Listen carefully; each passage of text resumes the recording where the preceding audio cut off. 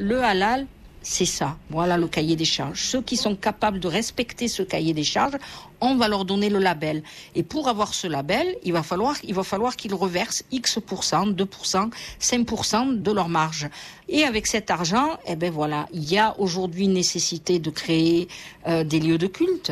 On pourra puiser là-dedans. Parce qu'il y a urgence aujourd'hui, il ne faut plus être à la phase de réflexion, il faut être à la phase de proposition. S'approprier la filière halal, par exemple, pour créer des sources de financement propres à la communauté musulmane française, c'est le genre de proposition concrète que les 4 millions de musulmans en France attendent du débat sur la laïcité, loin des polémiques.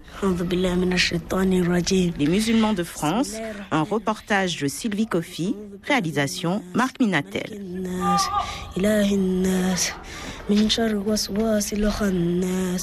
الذي يوسوس في صدور الناس من الجنة والناس الذي يوسوس في صدور الناس من الجنة والناس الناس إله الناس من شر وسواس الخناس الذي يوسوس في صدور الناس من الجنة والناس الذي يوسوس في صدور الناس من الجنة والناس. Sylvie Kofi, bonjour.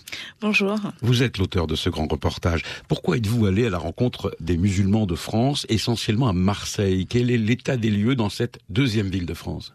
Alors c'est la ville où il y a le plus de musulmans. On évoque 220 000 fidèles. Parmi eux, les plus nombreux sont les Comoriens, 70 000, ainsi que les Algériens, 70 000 aussi.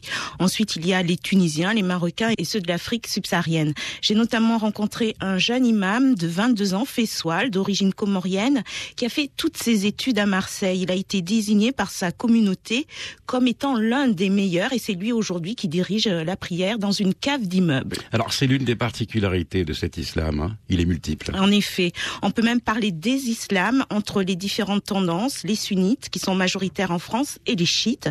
Mais il y a aussi un islam multiculturel à l'image de la société française qu'on ne peut pas réduire à une seule entité. Pourtant, on a l'impression que l'on découvre les musulmans que l'on côtoie tous les jours et qui pratiquent leur culte en respectant le principe de la laïcité et les valeurs de la République. Alors, combien y a-t-il de musulmans en France? Parce que là, il y a une guerre des chiffres, hein. En effet, il n'y a pas de statistiques officielles, mais des estimations qui varient du simple au double. Environ 4 millions selon les chercheurs de l'INED, 8 millions selon le parti d'extrême droite, le Front National, et 5 à 6 millions selon le ministre de l'Intérieur et des Cultes, Claude Guéant.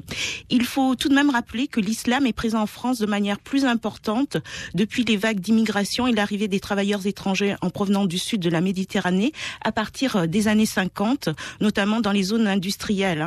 Contrairement à ce qui était prévu, ils ne sont pas retournés chez eux et plus de la moitié aujourd'hui sont en France et sont des citoyens français.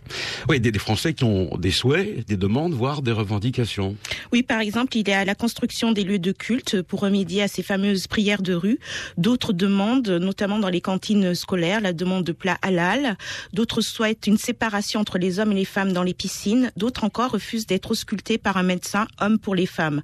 On ne peut pas nier la présence sur le territoire d'un islam intégriste qui représente 2% de cette population musulmane et qui veut imposer un islam radical. Une autre demande est de permettre à ces populations d'avoir des carrés confessionnels pour enterrer leurs morts selon les rites musulmans. Une demande pressante car il n'y a pas suffisamment d'espace dans les cimetières publics. Les municipalités s'organisent. Elles essaient notamment de mettre en place des cimetières intercommunaux afin d'éviter le rapatriement des corps vers les pays d'origine, ce qui coûte cher. Vouloir être enterré en France, c'est aussi la meilleure preuve d'intégration.